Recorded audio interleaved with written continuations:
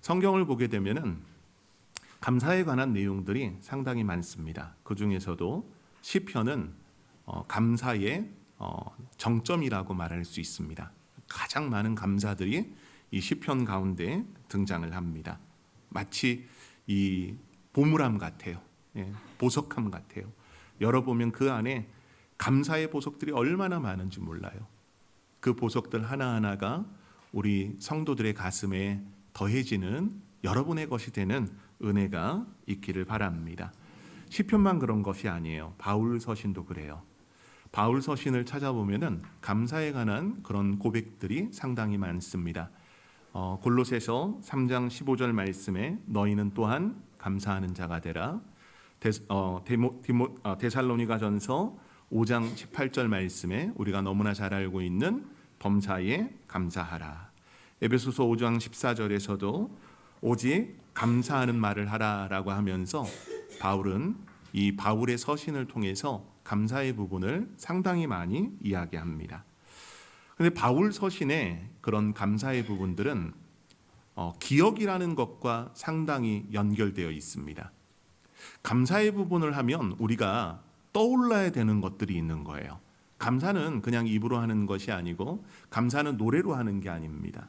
감사는 기억하는 겁니다. 뭘 기억할까요? 하나님이 내 인생 가운데 어떻게 해주셨는가.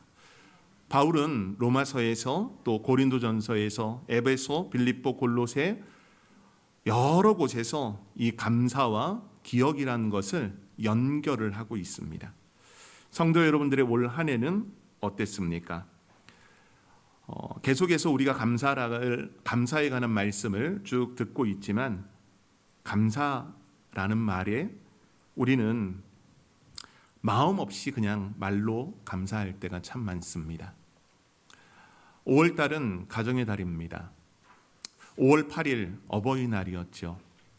부모님의 그 사랑에 감사하고 고맙다고 여러분들 말하셨는데 어떻습니까? 그날만 그랬지 그 다음 날서부터 부모님의 마음을 꽤 긁어드리고 한 적은 없습니까?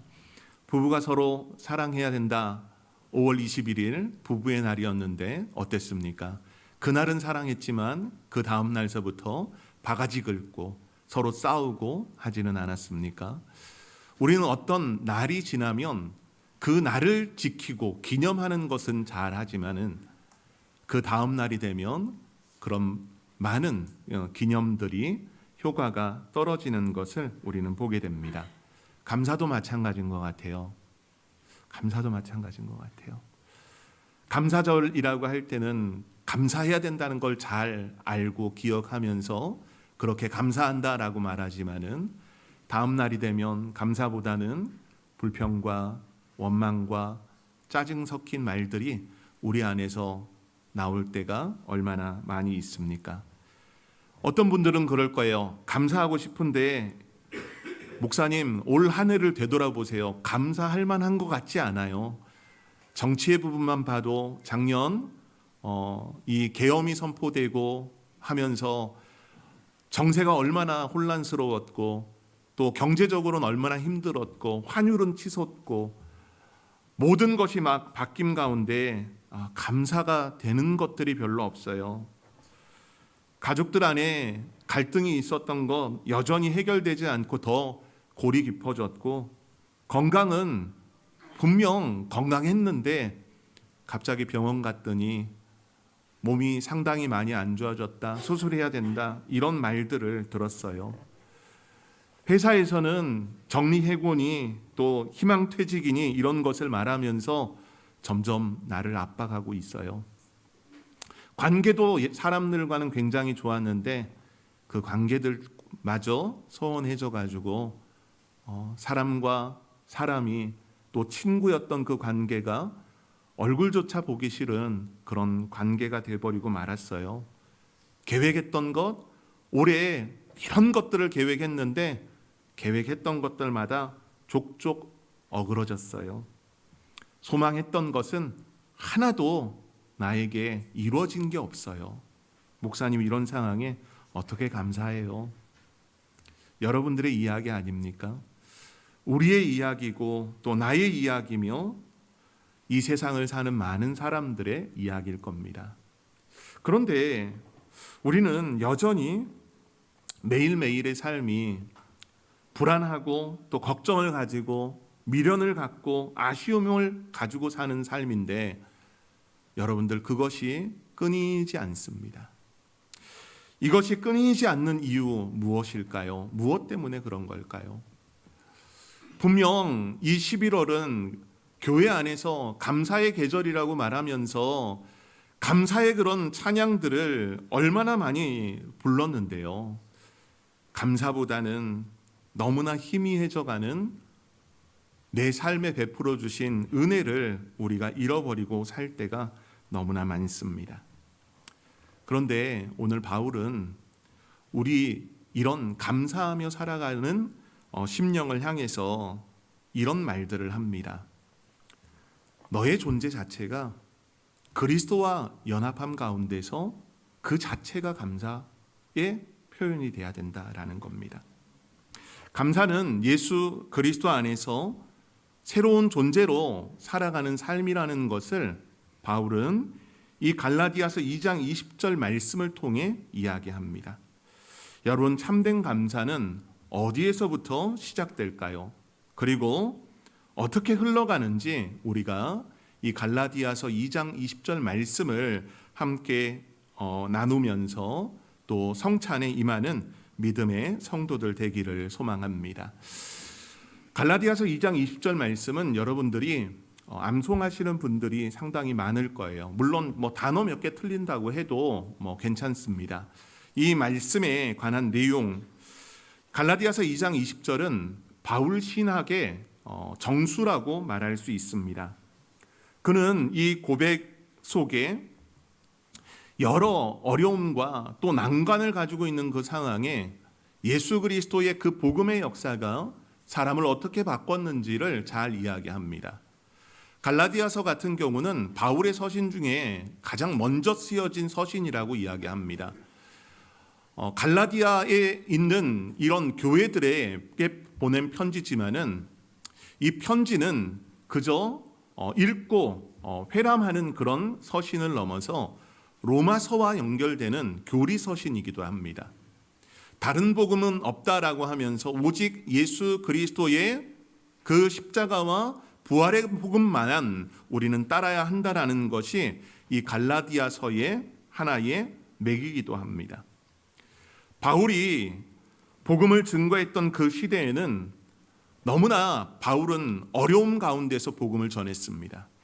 1차 전도 여행을 떠날 그 당시 제자들로부터 또 믿는 그리스도인들로부터 상당히 고립되고 어려움을 겪었던 사람이 바울이었고 그 복음의 현장 한 군데 한 군데 갈 때마다 경험하는 것은 유대인들로 말미암아 여러 고난이었습니다. 돌로 맞아 죽을 뻔한 것이 몇 번이고 강도를 당하고 여러 어려움을 당한 것이 몇 번입니까? 그런 상황 속에 바울은 끊임없이 나아갑니다. 오늘 이 말씀을 듣는 갈라디아의 여러 교회들의 성도들도 마찬가지입니다. 그들 안에 들어왔던 많은 잘못된 가르침을 행했었던 유대주의자들, 그들은 곧 할례당이라고 이렇게 불리는 사람들입니다. 예수를 믿는 것만으로 부족하다. 할례도 받고 율법도 지켜야 너희가 진짜 하나님이 백성이 된다라고 주장하는 이런 사람들. 여전히 바울은 그런 것이 아니라 오직 예수 그리스도의 이 복음만으로 우리는 살아가야 된다라는 것을 이야기합니다. 우리는 때로 너무나 계산적인 신앙생활을 할 때가 많습니다. 신앙생활을 하면서 세상에서 잘 되기를 원하는 것이 여러분 아닙니까? 우린 신앙생활하면 건강하고 신앙생활하면 일도 잘 되고 신앙생활하면 모든 것이 형통할 것이라고 생각을 합니다. 그러나 복음은 그것을 이야기하지 않습니다. 때로는 여러분들에게 어려움이 찾아오기도 하고 오히려 건강이 악화되기도 합니다. 또 여러 사람들로부터 내몰릴 때도 있을 것입니다. 그런 상황이라고 할지라도 바울은 바로 그런 자리가 복음의 자리라고 말합니다. 그 복음의 자리로 나아가는 바울은 여전히 세상의 그 어떤 것도 복음 이외의 것들에 대해서 단호히 거부하는 모습을 보입니다. 당시 할례당 사람들 같은 경우, 유대주의자들 같은 경우 갈라디아 교회에 들어와서 믿는 믿음으로만 안 된다. 무엇이 있어야 되느냐? 행위가 필요하다. 어떤 행위냐? 율법을 따르는 것이다. 할례를 받아야 하는 것이다. 그것이 있어야 된다라는 말을 했습니다. 우리는 어떻습니까? 우리도 때로는 조건부 신앙생활 하는 경우들이 종종 있습니다. 여러분들 중에서는 자녀들이 제대로 신앙생활 안 해서 아마 어떤 분은 교회 한 번 올 때마다 3만 원, 5만 원 주시는 분도 있었을 거예요. 어떻습니까? 없으셨습니까? 네. 돈 받고 교회 온 친구들 있죠? 있어요? 네, 손 내려도 돼. 여러분, 우리는 그렇습니다. 때로는 이렇게 하나의 조건을 답니다. 오늘 교회에 오면 뭐 해줄게. 이것 때문에 신앙생활 하는 경우들이 있어요. 물론 그걸 통해서 그런 사람들이 예수 그리스도를 믿게 되면 참 다행이지만 엇나가는 경우들을 참 많이 보게 됩니다. 돈으로, 때로는 무엇으로 여러분 믿음을 사지 못합니다. 어떠한 행위의 부분으로 우리가 구원함을 얻는 것이 아니라 우리는 예수 그리스도를 시인함으로입니다. 어떤 분은 그래요. 목사님, 그런 말을 못하는 분은 어떻게 구원받아요? 그건 주님이 아시죠. 그 사람의 마음 중심에 예수를 믿는지 믿지 않는지. 오늘날 Z세대의 친구들은 선생님이 어떤 질문을 하면 대답을 하지 않습니다. 우리 성도들도 비슷해요. 목사가 은혜로운 말을 하면 아멘 해야 되는데 죽어도 아멘 안 해. 괜찮아요. 저는 괜찮아요. 제가 이야기하는 건 이겁니다. 요즘 Z세대들은 선생님이 질문을 하면 답을 안 해요. 왜 안 할까요? 선생님을 무시하기 때문일까요? 아닙니다. 아는데 왜 물어보냐는 거예요. 아, 그래요? 왜 물어보냐는 거예요. 안 물어봐도 당연히 이해하고 있다라는 것을 그렇게 여겨야 된다라고 이야기를 합니다. 성도 여러분들, 바울은 그런 시대 가운데서 여전히 복음을 들고 나아가고 있습니다. 그 복음의 역사에서 여전히 많은 이런 어려움들을 당하면서도 유일한 은혜의 길은 예수 그리스도를 믿는 것이라고 말합니다. 어떠한 조건을 통해서 우리가 구원함을 얻지 않는다는 것. 그렇다면 여러분에게 예수 그리스도의 십자가는 충분한 것입니까? 우리는 이 세상 현실을 살아가고 있습니다. 우리는 사회적으로 필요한 것들이 있습니다. 가장 많이 필요한 게 뭡니까? 결국은 항상 이야기의 결론은 뭘로 통하느냐? 돈으로 통합니다. 그런 경우들이 종종 많아요. 사람을 사귀는 데 있어서도 교제를 하려면 뭔가를 해야 된대요. 근데 뭔가를 하려면 결국 돈을 써야 된대요. 아이들 같은 경우 코노를 가야 된대요. 그러려면 뭐가 필요해요? 코노가 또 뭔지 모르시죠? 코인 노래방. 네. 동전이 있어야 된대요. 이게 사실입니다.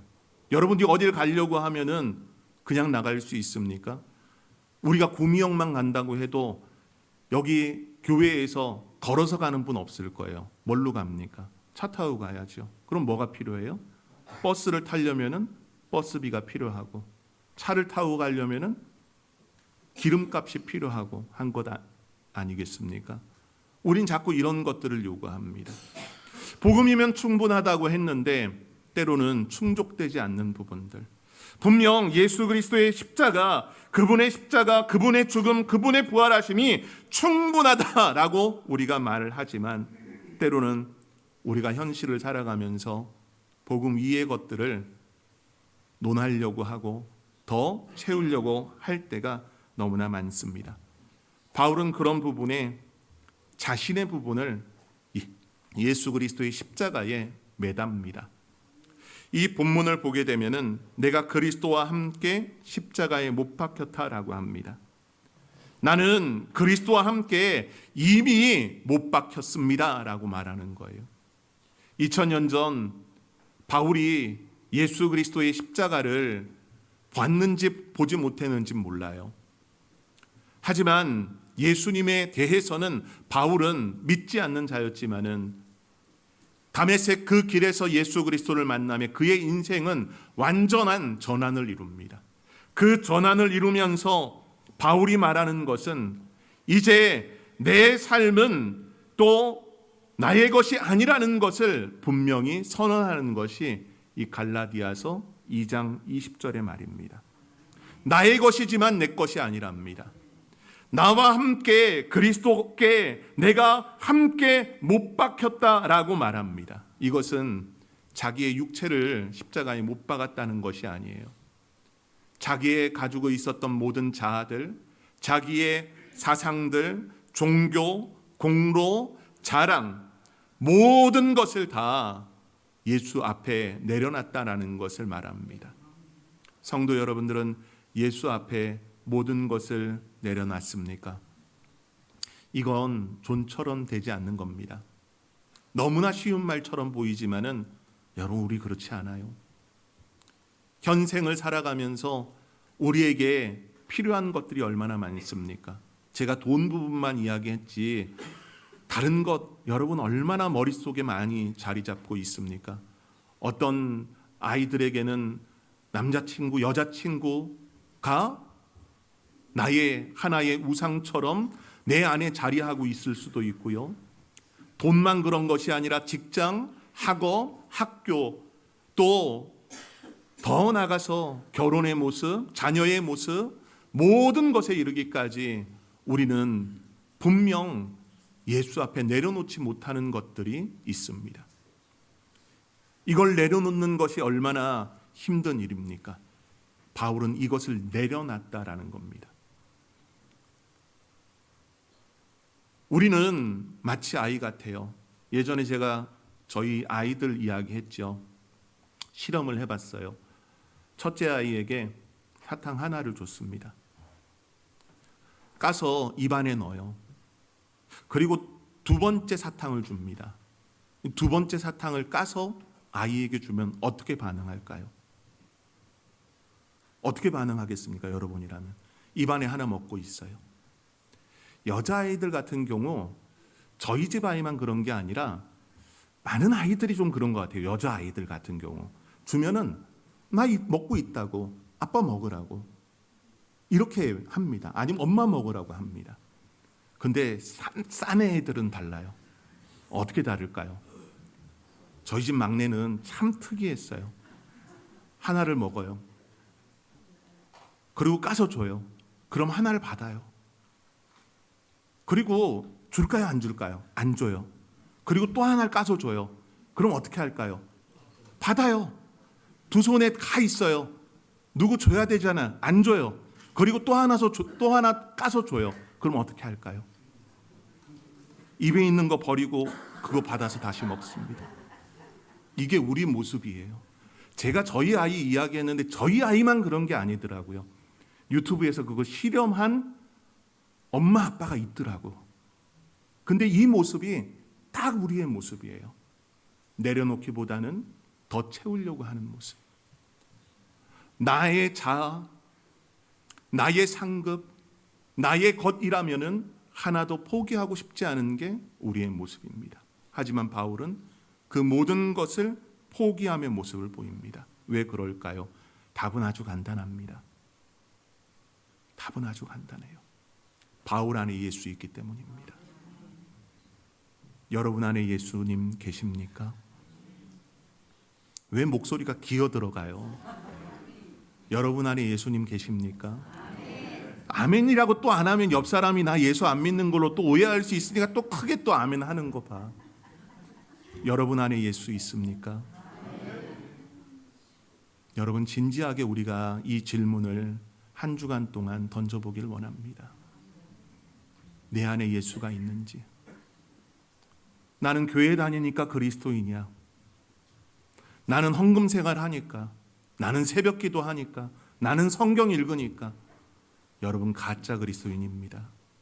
여러분 안에 예수님 없으면 가짜예요. 오늘 바울은 이 이야기를 합니다. 내 안에 그리스도께서 사시는 것이라. 이제 내가 사는 것이 아니요 오직 내 안에 그리스도께서 사시는 것이라. 여러분, 아직까지 여러분이 살고 있지는 않습니까? 그래서 때로는 너무나 쉽게 화내고 분노하고 뒤집어 엎고 승질내고 그렇게 살아가는 것 아닙니까? 우리 안에 예수님 살길 원합니다. 오직 그리스도께서 사시는 것이다 라는 것은 주인이 바뀐 거예요.